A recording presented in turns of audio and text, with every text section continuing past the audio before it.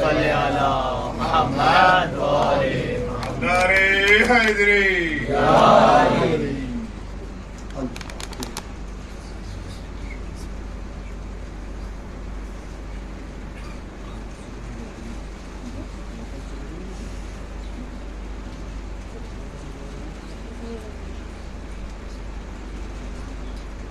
لا حول ولا قوة إلا بالله العلي العظيم.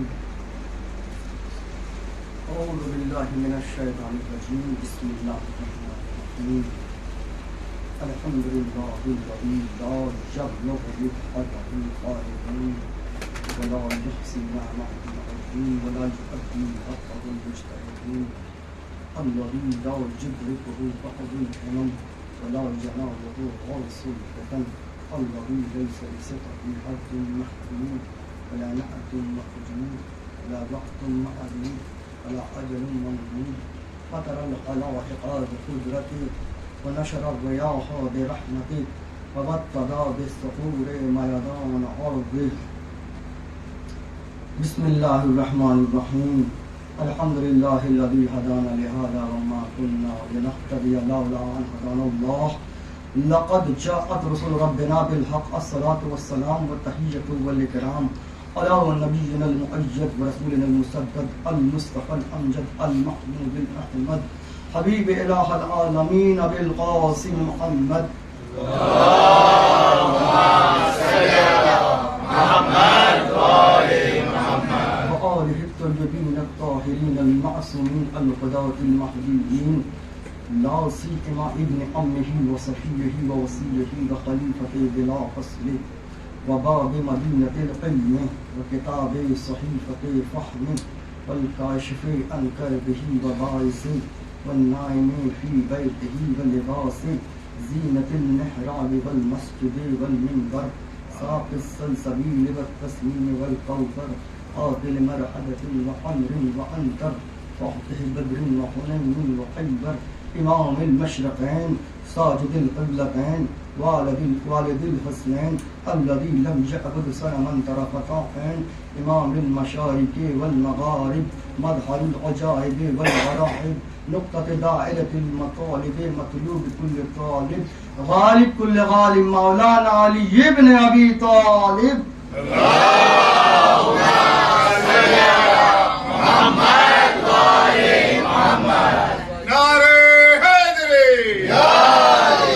واللعنة الدائمة على أعدائهم وعانديهم وظالميهم ومنكري فضائلهم والشاكين فيهم أجمعين.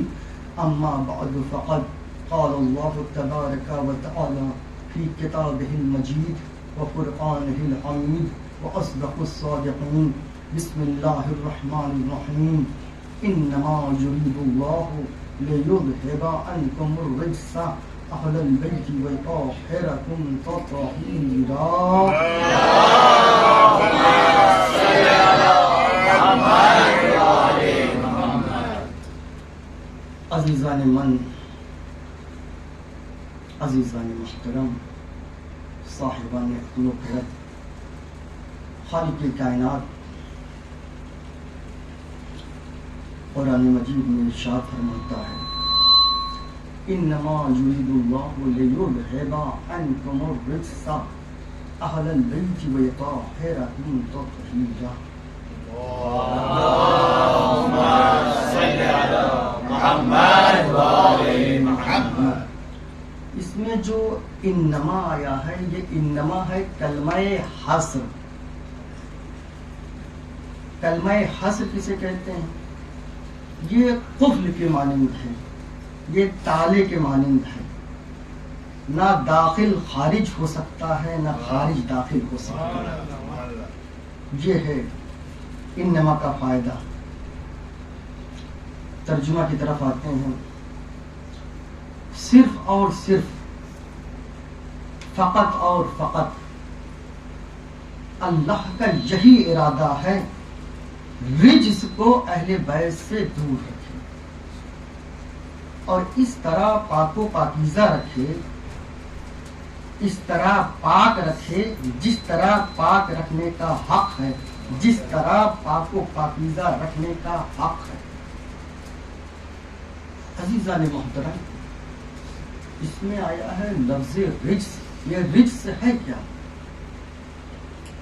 انما الخمر والمیسر والانصاب والازلام رجس من عمل الشیطان.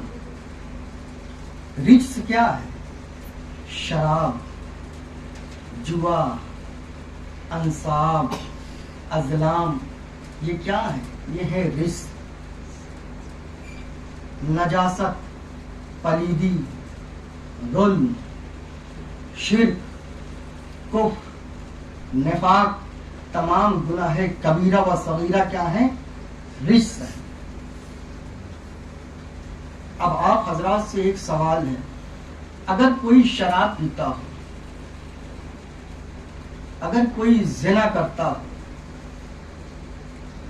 اگر کوئی جوا کھیلتا ہو، اگر کوئی گانا سنتا ہو یا گانا گاتا ہو، اگر کوئی اپنے مومن بھائی سے حسد کرتا ہو، جیلسی، اگر کوئی اپنے مومن بھائی کی غیبت کرتا ہو، بیک بائٹنگ کرتا ہو، اگر کوئی تکبر کرتا ہو، کیا وہ اہل بیت سے قریب ہو سکتا ہے؟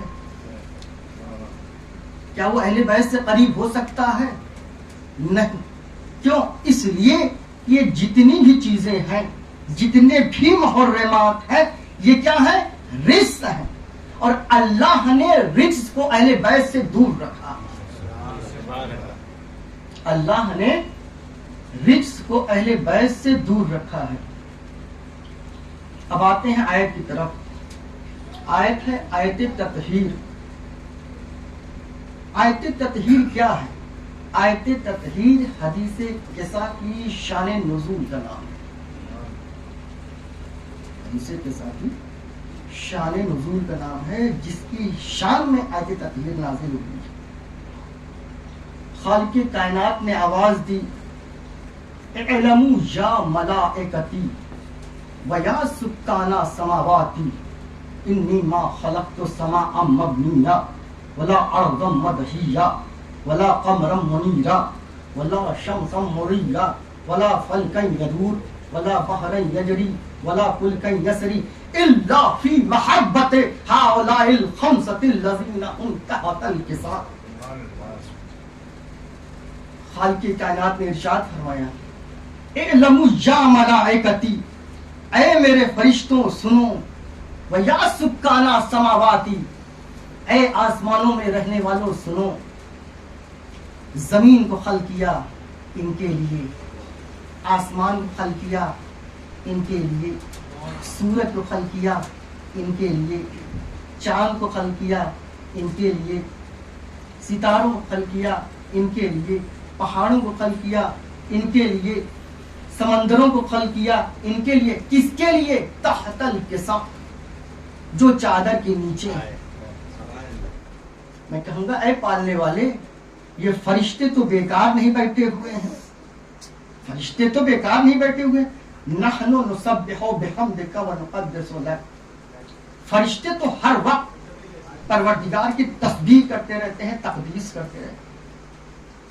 اے پالنے والے، فرشتے تو بیکار نہیں بیٹھے ہوئے ہیں. عزیزان محترم، اگر نگاہ خالق میں، نگاہ پروردگار میں آل محمد افضل نہ ہوتے تو پروردگار کیوں کہتا اسے چھوڑو، اسے سنو، آل محمد کے فضائل سنو، آل محمد کی فضیلت سنو. صلوات پڑھیں محمد والے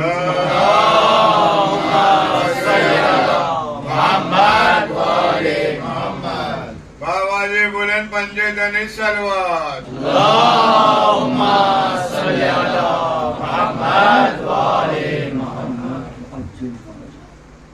عزیزان محترم، دنیا میں جو لوگ فضائل آل محمد کے منکر ہیں، جو یہ اعتراض کرتے ہیں کہ آل محمد کے فضائل کیوں بیان کرتے ہو، آل محمد کی فضیلت کیوں بیان کرتے ہو، میں ان سے دست بستہ گزارش کرتا ہوں.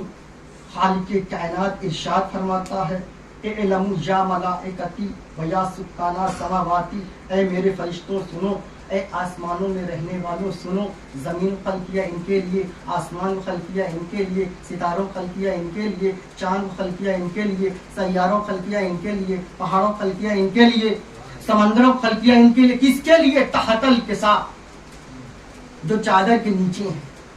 اگر اعتراض کرنا ہے تو مجھ پر اعتراض نہ کرو، اللہ پر اعتراض کرو. عبادتیں چھڑوا کر فضائل جو بیان کر رہا ہے. صلوات پڑھیں محمد والے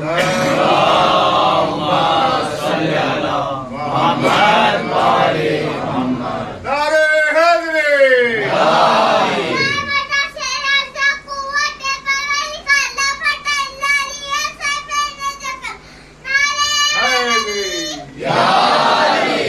خدا سلامت رکھے آپ حضرات کو. خالق کائنات نے آواز دی، اعلموا یا ملائکتی، گوشے ہیں فضائل کے، اسی میں گوشے ہیں. اعلموا یا ملائکتی ویا سبحانہ سماواتی، اے میرے فرشتوں سنو، اے آسمانوں میں رہنے والوں سنو. زمین خلق کیا ان کے لیے، آسمان خلق کیا ان کے لیے، سورج خلق کیا ان کے لیے، چاند خلق کیا ان کے لیے، سیاروں خلق کیا ان کے لیے، سمندر خلق کیا ان کے لیے، پہاڑوں خلق کیا ان کے لیے. کس کے لیے؟ تحت الکسا، جو چادر کے نیچے ہیں. جبریل نے کہا یا رب ومن تحت الکسا، اے پالنے والے اس چادر کے نیچے کون ہے؟ میں کہوں گا اے جبریل تم تو سید الملائکہ ہو، تم تو ملائکہ کے سردار ہو، تمہیں نہیں معلوم اس چادر کے نیچے کون ہے؟ کتابوں میں لکھا ہے کہ 5 انوار کو، پنجتن کے انوار کو کبھی ایک ساتھ جبریل نے نہیں دیکھا تھا. جب بھی دیکھا تھا تو الگ الگ دیکھا تھا. جب ایک ساتھ دیکھا، یکجا دیکھا، تو جبریل کی آنکھیں چندھیا گئیں، جبریل کی آنکھیں خیرہ ہو گئیں، چندھیا گئیں. خیرہ کا مطلب چندھیا گئیں، معتبر لفظ ہے. چندھیا گئیں کس کی؟ جبریل کی آنکھیں.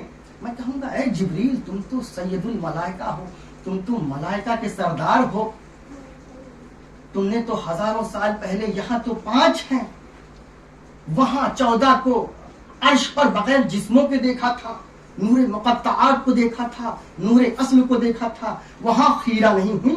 آج کیوں خیرہ ہو گئی؟ آج کیوں چندھیا گئی؟ عزیزان محترم، آنکھوں کا معاملہ نہیں، بات کچھ اور ہے، راز کچھ اور ہے. ہمیشہ سوال لا علمی کی بنا پر نہیں کیا جاتا، کبھی کبھی سوال کا مطلب اور مقصد کچھ اور ہوتا ہے. ہمیشہ سوال کرنے والا جاہل نہیں ہوتا، کبھی کبھی سوال کا مطلب و مقصد کچھ اور ہوتا ہے. جیسے اللہ نے جناب موسیٰ سے پوچھا وما تلک یمینک یا موسیٰ، اے موسیٰ تمہارے ہاتھ میں کیا ہے؟ کیا خدا کو، نعوذ باللہ، کیا خدا کو معلوم نہیں کہ موسیٰ کے ہاتھ میں کیا ہے؟ تو ہمیشہ سوال لا علمی کی بنا پر نہیں کیا جاتا، کبھی کبھی سوال کا مطلب اور مقصد کچھ اور ہوتا ہے. جب اللہ نے جناب موسیٰ سے پوچھا کہ اے موسیٰ تمہارے ہاتھ میں کیا ہے؟ وما تلک یمینک یا موسیٰ، اے موسیٰ تمہارے ہاتھ میں کیا ہے؟ موسیٰ نے کہا یہ میرا عصا ہے، اس سے بھیڑیں ہٹاتا ہوں، اس پر تکیہ کرتا ہوں، اور دھوپ کے وقت اس پر چادر ڈال کر خیمہ بناتا ہوں.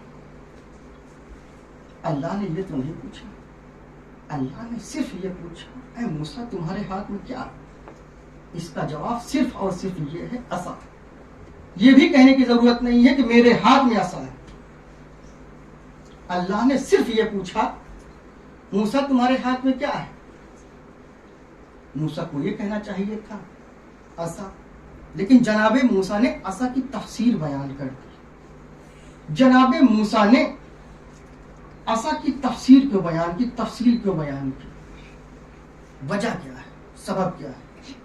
علماء تفسیر لکھتے ہیں چونکہ عصا جناب موسیٰ کو بہت زیادہ محبوب تھا. جب اللہ نے جناب موسیٰ سے پوچھا اے موسیٰ تمہارے ہاتھ میں کیا ہے، تو جناب موسیٰ نے اس کی تفسیر بیان کر دی.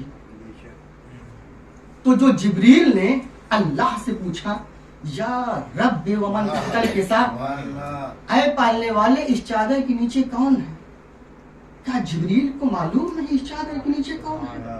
جبریل کو معلوم ہے اس چادر کے نیچے کون ہے. جبریل کو یہ بھی معلوم ہے یہ اللہ کے خاص بندے ہیں، مقرب بندے ہیں، محبوب بندے ہیں. جب جبریل کو سب کچھ معلوم ہے، سب کچھ پتا ہے، تو جبریل نے پوچھا کیوں؟ اس لیے پوچھا آج اللہ سے ان کے فضائل سننے کا موقع مل جائے.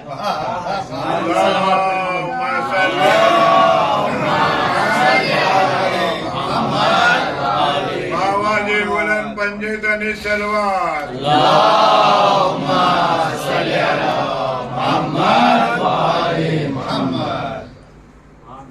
آیت تطہیر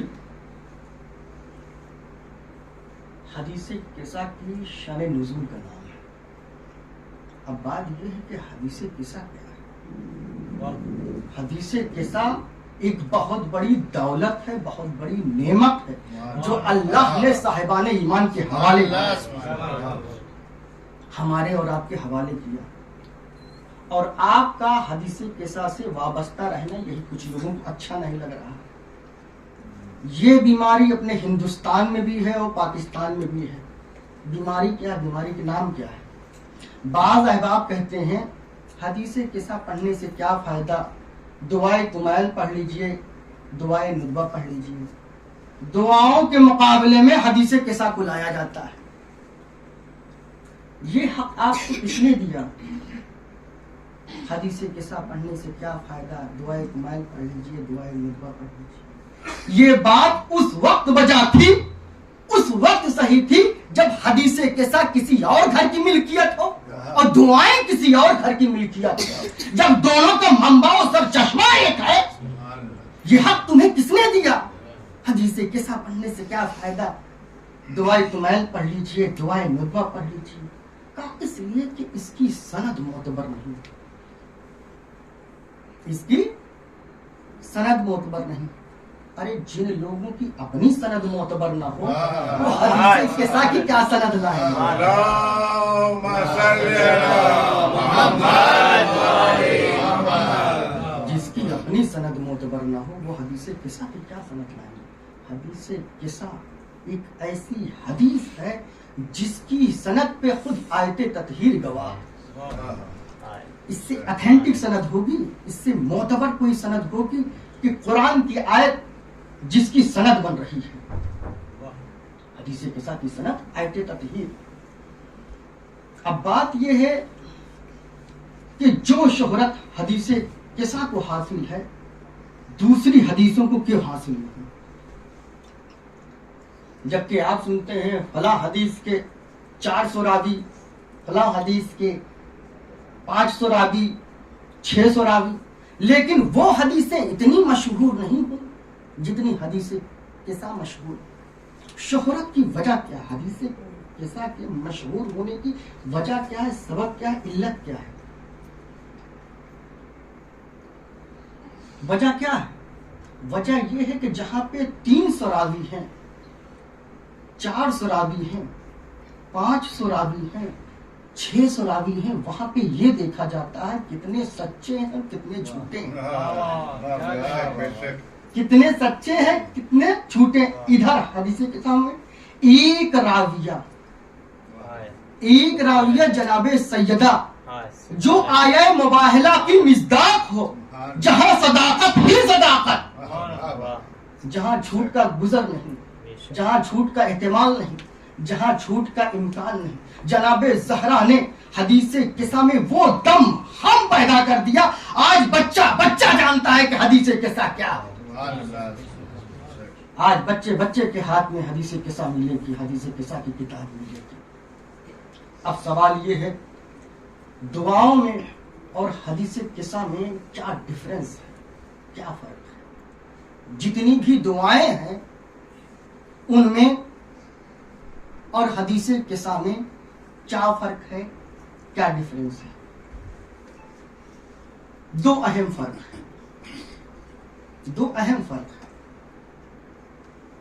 پہلا فرق یہ ہے کہ جتنی بھی دعائیں ہیں ان کے پڑھنے کا فائدہ آپ کو دعا کے اندر نہیں ملے گا. دعا کے اندر ذکر نہیں ملے گا، مینشن نہیں ملے گا، بلکہ الگ سے ایک چیپٹر بنایا گیا ہے. اس دعا کے پڑھنے سے یہ فائدہ، اس دعا کے پڑھنے سے یہ فائدہ. امام نے فرمایا اس دعا کے پڑھنے سے یہ فائدہ، اس دعا کے پڑھنے سے یہ فائدہ. دعاؤں کے پڑھنے کا فائدہ آپ کو دعا کے اندر مینشن نہیں ملے گا، ذکر نہیں ملے گا، لیکن حدیث قصہ ایک ایسی حدیث ہے جس کے پڑھنے کا فائدہ خود آپ کو حدیث قصہ کے اندر ملے گا۔ غم والا پڑھے گا تو غم دور ہوں گے، پریشان حال پڑھے گا تو اس کی پریشانی دور ہوگی، محتاج پڑھے گا تو اس کی حاجت پوری ہوگی۔ دوسرا فرق، عرفان صاحب نے اشارہ کیا تھا لیکن اتنا بیک گراؤنڈ بنا کے بیان نہیں کیا تھا، اشارے میں یہ بات ذکر کی تھی۔ دوسرا فرق، دعاؤں میں اہل بیت نے ہمیں بتایا کہ اللہ کیا ہے، حدیث قصہ میں اللہ نے ہمیں بتایا کہ اہل بیت کیا ہے۔ اگر اللہ کی معرفت حاصل کرنا ہے، اللہ کو پہچاننا ہے، اللہ کو سمجھنا ہے تو دعاؤں کو پڑھیے۔ اگر اہل بیت کی معرفت حاصل کرنا ہے، اہل بیت کو سمجھنا ہے، اہل بیت کو پہچاننا ہے تو حدیث قصہ کو پڑھیے۔ صلوات پڑھیں محمد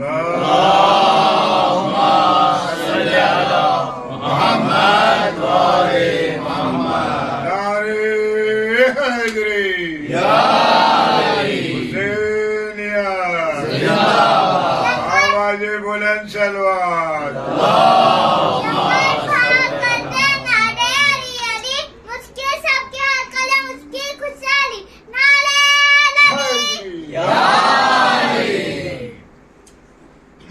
آیت تطہیر کا خصوصی تعلق شہزادی زہرا سلام اللہ علیہ سے۔ ہاں یہ الگ بات ہے کہ اس آیت میں رسول اللہ بھی شامل ہے، مولا علی بھی شامل ہے، مولا حسن بھی شامل ہے، مولا حسین بھی شامل ہے، لیکن حدیث آیت تطہیر کا خصوصی تعلق شہزادی زہرا سلام اللہ علیہ سے ہے۔ آپ کہیں گے دلیل کیا ہے، ایویڈنس کیا ہے، پروف کیا ہے، دلیل کیا ہے؟ بڑی اہم دلیل ہے۔ آپ دنیا کے کسی بھی گوشے میں جائیے، کسی بھی قریے میں جائیے، کسی بھی علاقے میں جائیے، لیکن وہ قریہ، وہ علاقہ شیعوں کا، دنیا کے کسی بھی گوشے میں جائیے، علاقے میں جائیے، لیکن وہ قریہ، وہ علاقہ، وہ گوشہ شیعوں کا ہو، وہاں کسی جوان یا بزرگ سے نہ پوچھئے گا، وہاں کسی بچے سے پوچھئے گا، وہاں کسی بچے سے پوچھئے گا بیٹا یہ بتا پنجتن پاک کتنے، تو کہے گا 5۔ کون کون؟ محمد، علی، فاطمہ، حسن، حسین۔ بیٹا پنجتن پاک کتنے؟ وہ کہے گا 5۔ کون کون؟ محمد، علی، فاطمہ، حسن، حسین۔ آپ انصاف سے بتائیے، یہ سوال جو آپ بچے سے کر رہے ہیں، یہی سوال تو جبریل نے اللہ سے کیا تھا، یہی سوال تو جبریل نے اللہ سے کیا تھا، یا رب ومن تحت الکساء، اے پالنے والے اس چادر کے نیچے کون ہے؟ تو اللہ نے یہ نہیں کہا کہ اس میں محمد ہیں، اس میں علی ہیں، اس میں فاطمہ ہے، اس میں حسن ہے، اس میں حسین ہے، پھر کیا کہا؟ ہم فاطمہ و ابوہا و بالوہا و بنوہا، اس میں فاطمہ ہے، ان کے باپ ہیں، ان کے شوہر ہیں، ان کے بیٹے ہیں، 5 نام صرف فاطمہ کا لیا، نام صرف فاطمہ کا لیا۔ اچھا، اللہ نے شہزادی کو مرکز تعارف کیوں قرار دیا؟ تعارف کا مرکز، تعارف کا سینٹر کیوں قرار دیا؟ کیا وجہ؟ شاید، یقینی شاید اس کی 2 وجہیں ہیں، 2 وجہ۔ پہلی وجہ، دنیا میں جتنے رشتے ہیں وہ 2 طرح کے ہوتے ہیں، یا تو ڈائریکٹ ہوتے ہیں یا انڈائریکٹ ہوتے ہیں۔ دنیا میں جتنے رشتے ہیں وہ 2 ہی طرح کے ہوتے ہیں، یا ڈائریکٹ یا انڈائریکٹ۔ ڈائریکٹ رشتہ ملاحظہ کیجیے، ماں اور بیٹے کا رشتہ ڈائریکٹ، ماں اور بیٹی کا رشتہ ڈائریکٹ، باپ اور بیٹے کا رشتہ ڈائریکٹ، باپ اور بیٹی کا رشتہ ڈائریکٹ، زوجہ اور شوہر کا رشتہ انڈائریکٹ ڈائریکٹ، زوجہ اور شوہر کا رشتہ ڈائریکٹ، یہ تو ڈائریکٹ رشتہ ہے۔ اب ملاحظہ کیجیے انڈائریکٹ رشتہ، غیر مباشر، دادا اور پوتے کا رشتہ انڈائریکٹ۔ کیوں انڈائریکٹ؟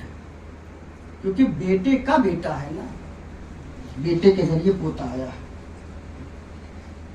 بیٹے کے بیٹے کو کہتے ہیں پوتا، تو دادا اور پوتے کا رشتہ انڈائریکٹ، دادا اور پوتی کا رشتہ انڈائریکٹ، نانا اور نواسی کا رشتہ انڈائریکٹ، نانا اور نواسے کا رشتہ انڈائریکٹ، اور جتنے بھی کزنس ہیں، چچا زاد، پھوپھی زاد، خالہ زاد، ماموں زاد، یہ رشتے کیا ہیں؟ انڈائریکٹ۔ چچا زاد کسے کہتے ہیں؟ چچا کے بیٹے کو چچا زاد، ماموں زاد ماموں کے بیٹے کو ماموں زاد، خالہ زاد خالہ کے بیٹے کو خالہ زاد، پھوپھی پھوپھی کے بیٹے کو پھوپھی زاد۔ تو ان کا رشتہ کیا ہے؟ چچا زاد، پھوپھی زاد، خالہ زاد کا انڈائریکٹ ہے۔ اب پنجتن میں دیکھتے ہیں کس کا رشتہ کس سے ڈائریکٹ ہے اور کس کا رشتہ کس سے جو ہے انڈائریکٹ ہے۔ رسول اللہ کا مولا علی سے رشتہ انڈائریکٹ، کیوں؟ کیونکہ چچا زاد بھائی۔ اس کے بعد والا رشتہ داماد کا، رسول اللہ کا مولا علی سے رشتہ، مولا علی بعد والا رشتہ داماد ہے۔ داماد کیسے؟ بیٹی کے شوہر کو جو ہے داماد کہتے ہیں، تو رسول اللہ کا رشتہ دونوں رشتے سے، چاہے پرانا لیجیے چاہے اس کے بعد والا لیجیے، دونوں رشتے کیا ہے؟ انڈائریکٹ ہے۔ رسول اللہ کا رشتہ مولا علی سے کیا ہے؟ انڈائریکٹ۔ رسول اللہ کا رشتہ حسنین سے انڈائریکٹ، نواسے انڈائریکٹ۔ حسنین کا رشتہ مولا علی سے ڈائریکٹ، مولا علی کیا ہے؟ باپ ہے۔ اب آئیے شہزادی کی طرف، شہزادی کا رشتہ رسول اللہ سے، شہزادی کا رشتہ مولا علی سے، شہزادی کا رشتہ حسنین سے، شہزادی کا رشتہ رسول اللہ سے ڈائریکٹ، مولا علی سے ڈائریکٹ، حسنین سے ڈائریکٹ۔ کیوں؟ اس لیے کہ رسول اللہ باپ ہے، علی شوہر ہے، حسنین بیٹے ہیں، حسنین بیٹے ہیں۔ ایک سوال پر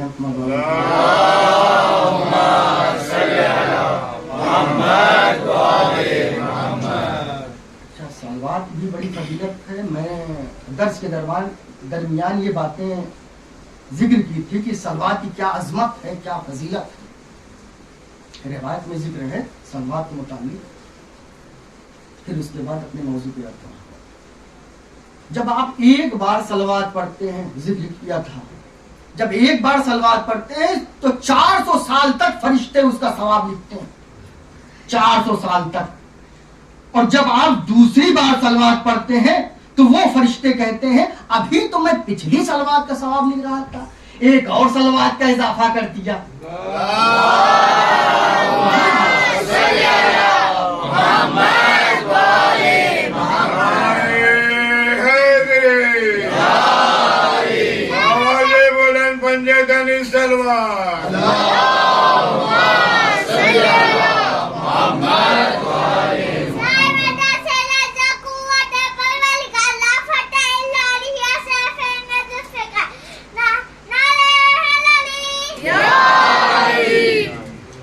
دوسری وجہ سنیے، شاید اس وجہ سے، اس بنا پر اللہ نے شہزادی کو مرکز تعارف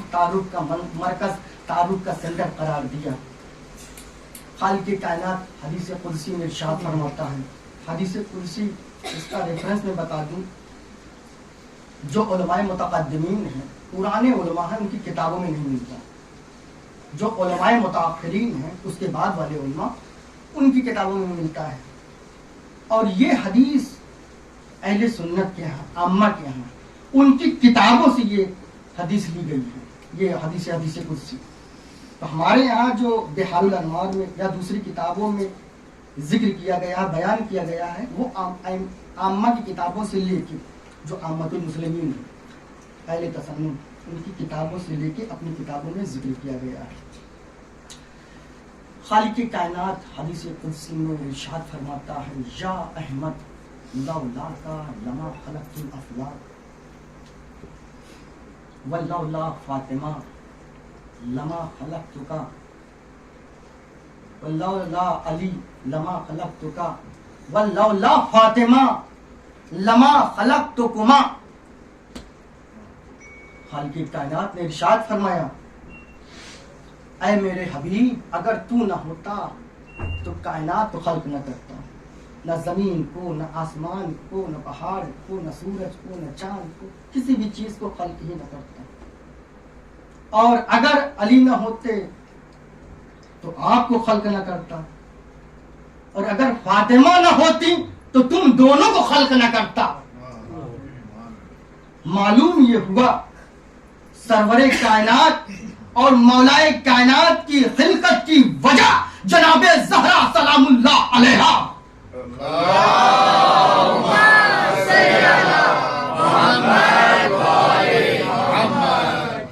शायद इन वजूहात की बिना पर अल्लाह ने शहजादी आलमियान को मरकज़े तारुफ का मरकज, तारुफ का सेंटर करार दिया। कौन? फातिमा बेबातुर रसूल, इमामत और रिसालत की मार्फत का जरिया, हिसार में घिरी हुई मुबाहले की कल्बे कारवां, घर से कदम बाहर रखा तो रिसालत आगे थी, इमामत पीछे थी। क्या खूब शायर ने कहा, जो हुक्म इलाही से मैदान में बतूल आई, जो हुक्म इलाही से मैदान में बतूल आई, पर्दा था रिसालत का, पहरा था इमामत। लब्बैक या हुसैन, लब्बैक या हुसैन, लब्बैक या हुसैन, लब्बैक या हुसैन। पंजतन सलवात, अल्लाहुम्मा सल्ली अला मुहम्मद व आले मुहम्मद। वो फातिमा जिनका बाप मासूम, शौहर मासूम, बेटे मासूम, खुद भी मासूमा, अगर फातिमा ना हो तो तबलीग रिसालत ना तमाम। वो फातिमा जिनके दर का खादिम मलके मुकर्रब हो जाए, वो फातिमा जिनके इशारे से रिजवाने बहिश्त खैयात बनकर चला है, वो फातिमा जिनकी तस्बीह की दानों की जुम्बिश से सितारे ज़ोहरा अर्श से उतर आए। शहजादी की बड़ी अजमत है, बड़ी फजीलत है। अब अजमत के सिलसिले में एक रिवायत जिक्र करता हूं, अहले सुन्नत की किताबों में रात में पढ़ रहा था, उसी किताब से लिया हूं। ये रिवायत अहले सुन्नत की किताब में 4 मस्तूरात, 4 खवातीन, 4 औरतें तारीख में ऐसी गुजरी हैं जो अपने जमाने की सरदारों की सरदार थी, जो अपने जमाने की सरदारों की सरदार थी। और उनमें सबसे अफजल फातिमा ज़हरा सलामुल्लाह अलैहा। सल्ली अला मुहम्मद व आले मुहम्मद। नारे हैदरी, जनाबे ज़हरा, जनाबे मरियम के लिए क्या फजीलत है, क्या अजमत है। पहली फजीलत, वो फरिश्तों से हम कलाम होती थी, वो फरिश्तों से बात करती थी, फरिश्ते उनसे बात करते थे। दूसरी फजीलत, उनके मेहराब में जन्नत से ग़िज़ा आती थी, जन्नत से ताआम आती थी। तीसरी फजीलत, वो सिद्दीका थी। ये अपनी तरफ से नहीं कह रहा हूं, ये सूरे आले इमरान, सूरे तहरीम, सूरे मायदा की जो है आयत है, उस आयत का तर्जुमा पेश कर रहा हूं। وہ فرشتوں سے بات کرتی تھی، فرشتے ان سے بات کرتے تھے، ان کے محراب میں جنت سے غذا آتی تھی، وہ صدیقہ تھی۔ جناب زہرا کے لیے، جناب زہرا میں یہ فضیلتیں تو تھیں ہی، اس کے علاوہ فضیلتیں بھی تھیں۔ اگر اس کے علاوہ فضیلتیں نہ ہوتی تو ان 4 مستورات میں امتیاز نہ حاصل ہوتا، ان 3 مستورات پر فوقیت نہ حاصل ہوتی۔ تو جناب زہرا میں یہ فضیلتیں تو تھیں ہی، اس کے علاوہ فضیلتیں تھیں۔ اگر صرف یہی فضیلتیں ہوتی تو جناب مریم کے برابر ہو جاتی، تو افضل کیسے؟ اس کے علاوہ بھی فضیلتیں تھیں جن کی بنا پر ان کو امتیاز حاصل ہوا، مستورات میں جو 4 مستورات ہیں ان میں امتیاز حاصل ہوا، فوقیت حاصل ہوئی۔ یہ ہے شہرابی کا عظمت۔ اور عظمت کے سلسلے میں یہ بھی بات عرض کرتا چلوں کہ آپ زیارت میں کیا پڑھتے ہیں؟ السلام علیکم یا سیدۃ نساء العالمین، فاطمہ سیدۃ نساء العالمین۔ زہرا کیا ہے؟ فاطمہ کیا ہے؟ عالمین کی عورتوں کی سردار ہے۔ خالق کائنات کیا ہے؟ خدا کیا ہے؟ الحمدللہ رب العالمین۔ خدا جو ہے عالمین کا پالنے والا ہے۔ سید الانبیاء کے لیے وما ارسلناک الا رحمتا للعالمین، ہم نے اپنے حبیب کو عالمین کے لیے رحمت بنا کر بھیجا۔ عزیزان محترم، اس میں جو لفظ عالمین آیا ہے یہ کیا ہے؟ یہ جمع کا صیغہ ہے، جمع کا صیغہ ہے۔ عالم واحد، عالمین جمع ہے۔ عالم کا مطلب ایک عالم، عالمین کا مطلب بہت سے عالم، اور عربی میں جمع 3 یا 3 سے زیادہ پر دلالت کرتا ہے۔ کم سے کم جمع کے لیے 3 کا ہونا ضروری ہے۔ خدا کے لیے الحمدللہ رب العالمین، حمد ہے اس خدا کی جو عالمین کا پالنے والا، عالم کا پالنے والا نہیں ہے، عالمین کا پالنے والا ہے۔ سید الانبیاء کے لیے وما ارسلناک الا رحمتا للعالمین، ہم نے اپنے حبیب کو عالمین کے لیے رحمت بنا کر بھیجا، عالم کے لیے نہیں، عالمین کے لیے رحمت بنا کر بھیجا۔ شہزادی کے لیے فاطمہ سیدۃ نساء العالمین، فاطمہ کیا ہے؟ عالمین کی عورتوں کی سردار ہے، عالم کی عورتوں کی سردار نہیں ہے، عالمین کی عورتوں کی سردار ہے۔ یہاں تک کہ تاریخ میں ملتا ہے اس عالم جیسے 18,000 یا 20,000 عالم ہے، اس عالم جیسے 18,000 یا 20,000 عالم۔ اس کا مطلب یہ ہوا شہزادی کونین، شہزادی عالمیات 18,000 یا 20,000 عالمین کی عورتوں کی سردار ہے۔ یہ ہے شہزادی کی عظمت، یہ ہے شہزادی کی فضیلت۔ عزیزان محترم، اگر سید الانبیاء بیٹھے ہوتے، فاطمہ حاضر ہوتی تو خوش آمدید کہتے تھے، ان کے احترام میں کھڑے ہو جاتے تھے، اپنی جگہ پر بٹھاتے، ہاتھوں کا بوسہ لیتے، آنکھ کا بوسہ لیتے، پیشانی کا بوسہ لیتے۔ فرمایا فاطمہ تو بضعۃ منی، فاطمہ میرا ٹکڑا ہے، فاطمہ میرا جز ہے۔ جس نے فاطمہ کو اذیت دی اس نے مجھے اذیت دی، جس نے مجھے اذیت دی اس نے اللہ کو اذیت دی۔ عزاداروں، رسول خدا کی وفات کے بعد شہزادی پر قیامت گزر گئی، ہر وقت گریہ کرتی رہتی تھی، صبح ہو یا شام، دن ہو یا رات، ہر وقت یاد پدر میں گریہ کرتی رہتی تھی۔ ایک دن اہل مدینہ مولا علی کے پاس آئے، کہا کہ اے علی، آپ بنت محمد سے کہہ دیجئے یا دن میں رویا کریں یا رات میں رویا کریں، ایک وقت مقرر کر لیں عزاداروں، اس شکایت کا اثر شہزادی پر اس قدر ہوا کہ صبح میں بچوں کو لیتی اور جنت البقیع میں چلی آتی تھی، دن بھر رویا کرتی تھی۔ جب مولائے کائنات نے برابر کا معمول دیکھا تو ان کے لیے ایک مکان بنوا دیا جسے کہتے ہیں بیت الاحزان۔ آج عزا خانے، امام باڑے اسی کی یادگار ہیں۔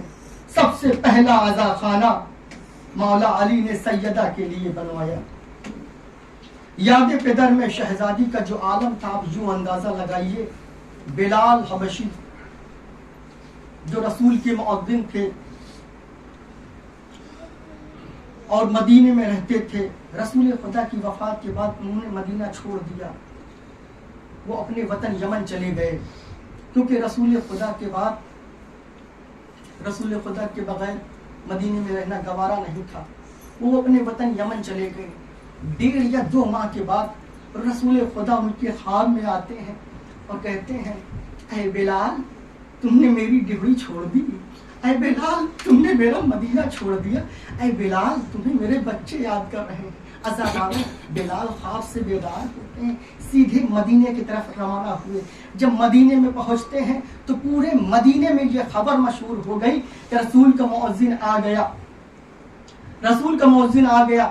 جب ان شہزادوں کو معلوم ہوا، حسنین کو معلوم ہوا، تو دونوں شہزادے دوڑتے ہوئے مادر گرامی کے پاس آئے، کہا اے مادر گرامی، نانا کا مؤذن بلال آئے ہیں۔ شہزادی نے کہا کہ اے شہزادوں، جاؤ بلال کو گھر پہ بلا کے لے آؤ۔ دونوں شہزادے دوڑتے ہوئے بلال کے پاس آئے۔ جیسے ہی بلال نے دونوں شہزادوں کو دیکھا، سینے سے لگایا، آنکھوں کا بوسہ لیا، پیشانی کا بوسہ لیا۔ اس کے بعد دونوں شہزادوں نے کہا کہ اے بلال، آپ کو ہماری مادر گرامی بلا رہی ہیں۔ بلال نے ایک شانے پر ایک شہزادے کو، دوسرے شانے پر دوسرے شہزادے کو بٹھایا۔ آئے در سیدہ پر شہزادی نے بلال کو سلام کہا، بلال کی چیخیں نکل گئیں، اللہ اللہ، شہزادی پر یہ عالم، شہزادی پر یہ مصیبت، مجھ غلام کو سلام کرے۔ شہزادی نے کہا اے بلال، تمہاری اذان سنے ہوئے کافی دن ہو گئے ہیں، میری خواہش ہے ایک بار اذان کہو۔ کہا اے شہزادی، میں نے رسول خدا کی وفات کے بعد یہ عہد کیا تھا کہ اب اذان نہ کہوں گا، لیکن آپ جزو رسول ہیں، آپ کا حکم گویا رسول کا حکم ہے، اس لیے میں تیار ہوں۔ عزاداروں، بلال گلدستہ اذان پر گئے۔ جیسے ہی بلال نے کہا اللہ اکبر، شہزادی کو اپنے بابا کا زمانہ یاد آنے لگا۔ جیسے ہی بلال نے کہا اشہد ان محمد رسول اللہ، شہزادی نے ایک چیخ ماری اور زمین پر بے ہوش ہو گئی۔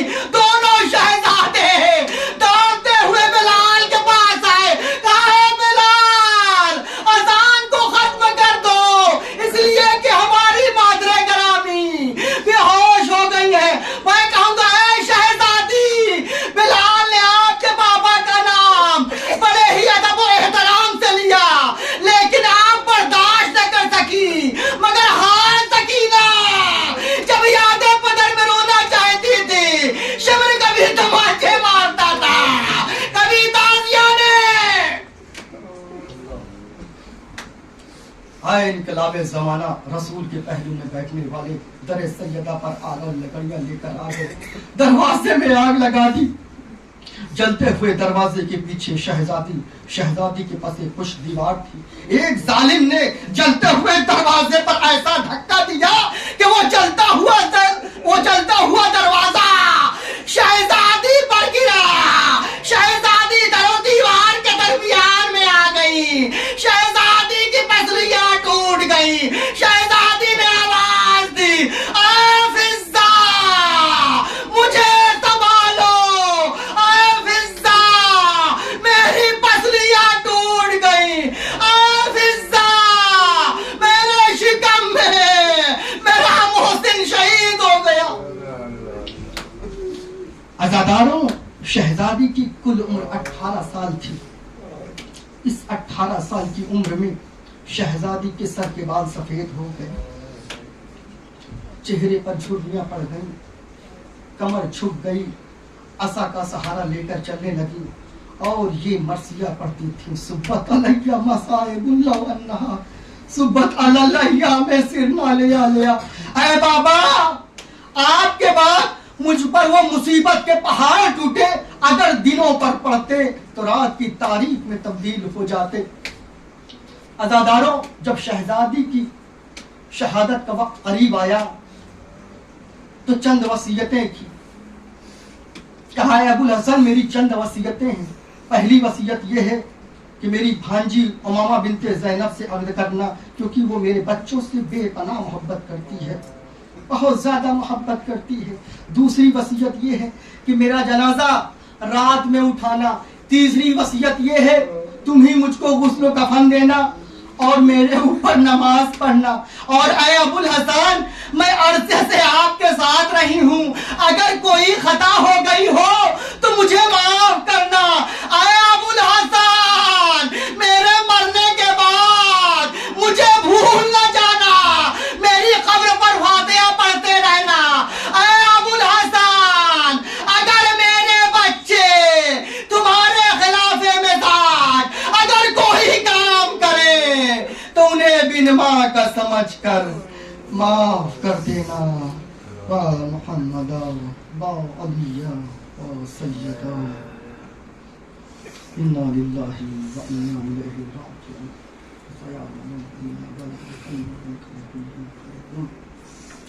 ربنا تقبل منا انک انت السمیع العلیم۔ یا زہرا